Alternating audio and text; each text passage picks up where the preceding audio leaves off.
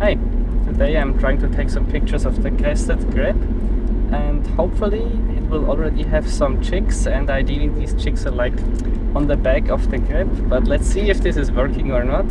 And as you can see, I'm currently in the car out quite early because I want to arrive there a bit before sunrise to have the really nice light.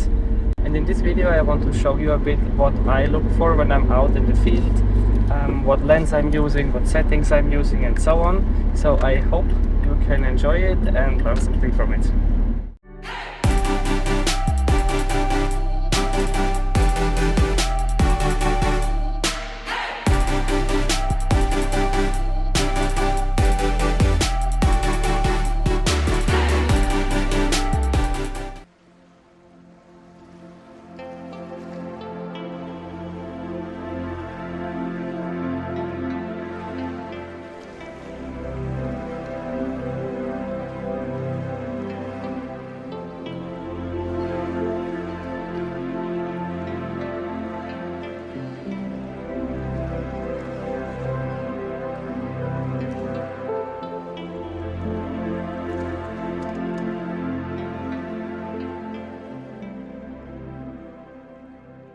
I have arrived at the spot and actually already took some images, and while being in the car I saw we were always passing some more foggy regions and then some clear regions, and I was clearly hoping that it would be clear because then we would have this nice backlit that I'm still shooting in now.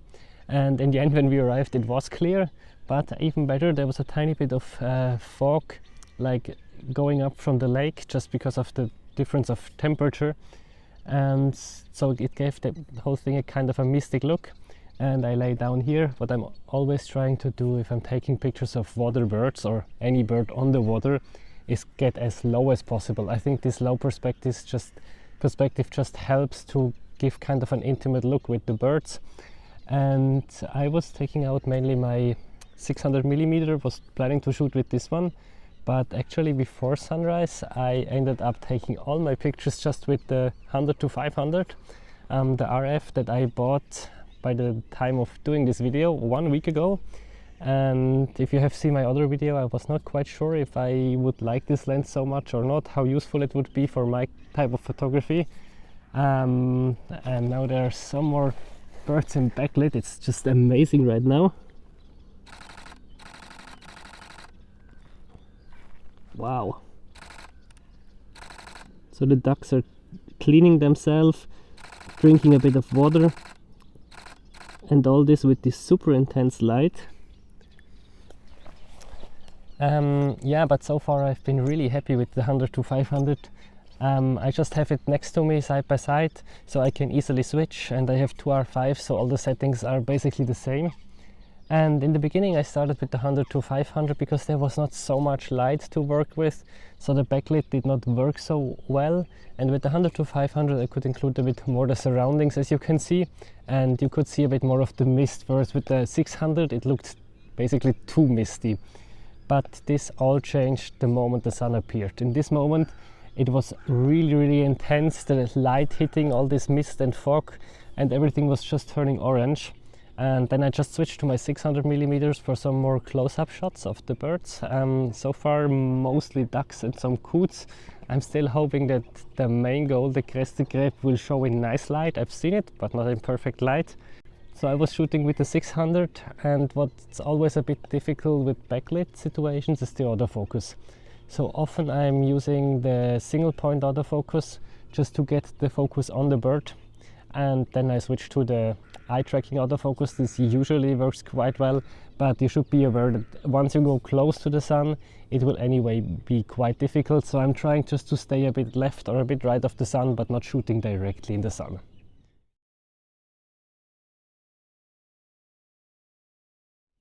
Another important part of the picture is of course the exposure. We don't want to look our image too bright or too dark. Both cases could kind of lead to the fact that the mood is not coming across as it should. So I personally prefer to shoot in manual mode. I think especially with mirrorless cameras where we have the image all the time in the electronic viewfinder, this is not too hard, and you can also put the histogram as a help.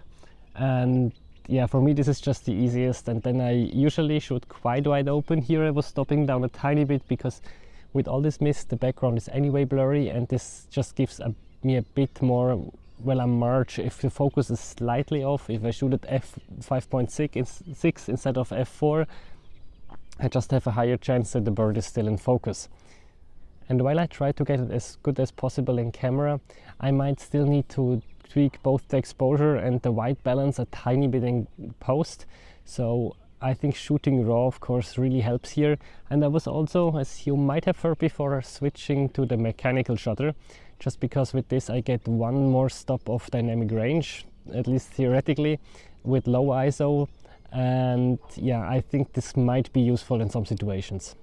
So I talked a bit about the aperture now. What about the shutter speed and ISO?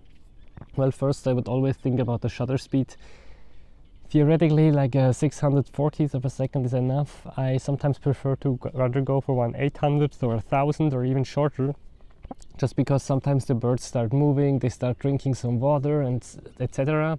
And then I still want to have sharp pictures. And furthermore, it's quite bright if the sun is hitting really from the back, and we are anyway going more for a silhouette shot. So yeah, even with 1,000th of a second I can keep my ISO fairly low.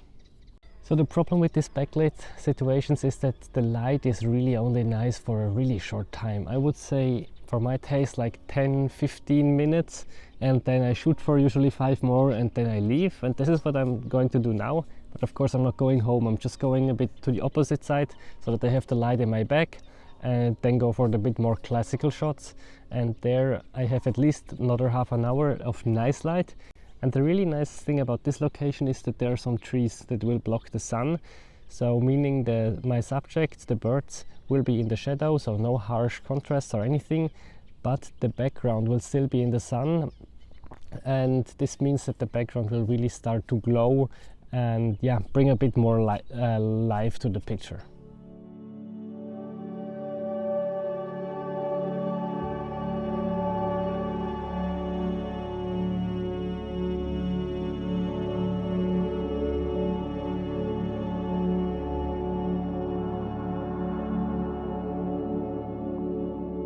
So one important thing about the exposure when we have the sun in our back but the subject is in the shadow and the background is bright is that we actually need a positive exposure compensation, because as I said, the background is quite bright, so the camera thinks the whole image is way too bright, and what it will do is just darken the whole image down and it's not looking nice anymore. Our subject will be way too dark and also the background is not really glowing anymore.